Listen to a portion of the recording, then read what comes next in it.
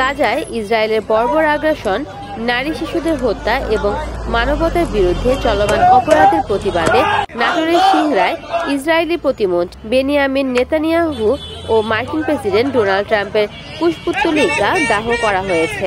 মঙ্গলবার 8 এপ্রিল সন্ধ্যা 7:30টায় বৈষম্য বিরোধী ছাত্র আন্দোলনের উদ্যোগে সিংড়া সুবর্ণ সরোবর থেকে মশাল মিছিল নিয়ে বাস স্ট্যান্ডে এসে এই প্রতীকী কর্মসূচি পালন করা হয়।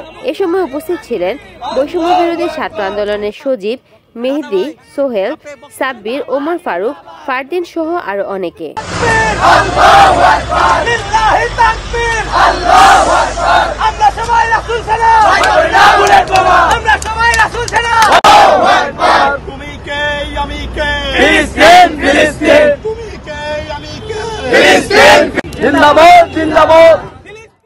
রিপোর্ট করেছেন নাটোর প্রতিনিধি মোহাম্মদ মোতালেব, NN TV।